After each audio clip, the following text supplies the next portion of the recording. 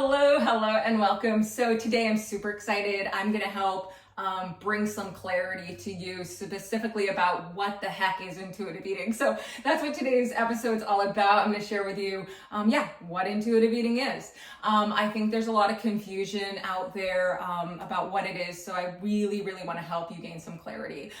So if we haven't met, my name's Eileen. I'm a certified intuitive eating counselor. I'm a certified holistic health coach, and I'm also a certified yoga instructor. So let's dive right in. So intuitive eating, very important to know, intuitive eating is not a diet, all right? It's not a diet, but it's also so much more than just not dieting, okay? So here's the truth. When we come into this world, we're coming in as intuitive eaters, right? Intuitive eating,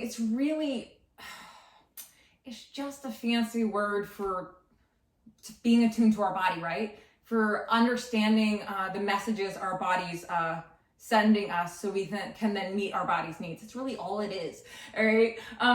So we come into the world as a baby, right? And as long as we have caregivers that are attuned to our needs, right? They're paying attention to our needs, right? And they're responding to our needs. Then what happens is, as a baby, when we cry, if we're hungry and we're fed, we're gonna stop eating at a comfortable, satisfied point, right? We're gonna naturally just pay attention to our body to know when to stop eating. It's not complicated, it's not hard, it's just like what we're naturally going to do, because that's what we do when we come into the world, right? And you see this in early childhood as well. Say, for example, you have a child that wasn't exposed to rules, rigidity, was not exposed to dieting or diet culture. If that child is given food, naturally, without thinking about it, the child is just going to tune into their body and they're going to eat to a comfortable and satisfied point, right? That's just what's going to happen. And that's why we'll often see with the small children, they leave food on their plate. It might be cake, it might be cupcake, it might be something else, and they just run off playing. And they're not thinking about the food they left behind. Eating is uncomplicated and easy because they haven't been exposed to dieting and diet culture. And so with intuitive eating, we're trying to get back to that place, right?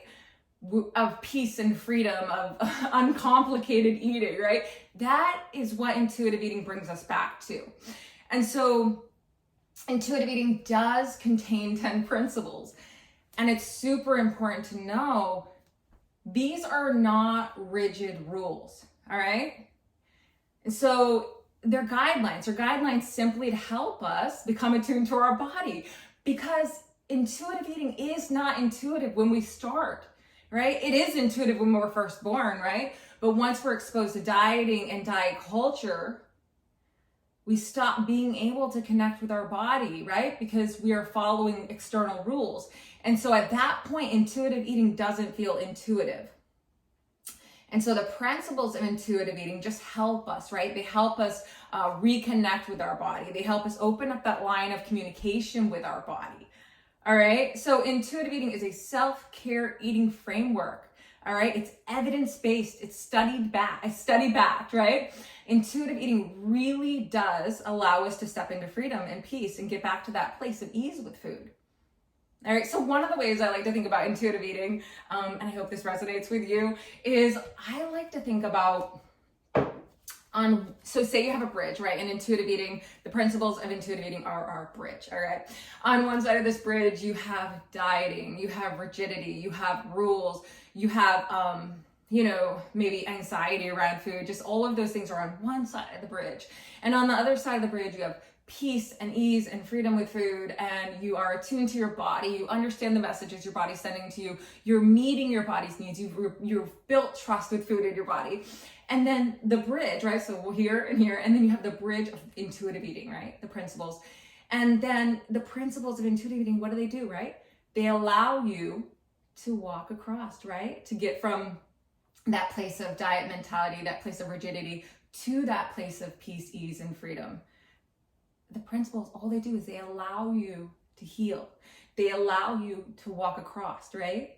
Because again, even though intuitive eating is intuitive when we first come into the world, it's just something we naturally do when we are exposed to dieting, when we are exposed to diet culture, it then doesn't feel intuitive, right? Because we've followed those rules for so long that we forget how to connect with our body. So the principles of intuitive eating become this bridge to walk us into freedom. So I hope that's helpful for you. I hope that explanation makes sense to you. If you enjoyed this video, if it brought you some clarity, definitely subscribe. I plan to do many videos in the future. So yeah, stay tuned.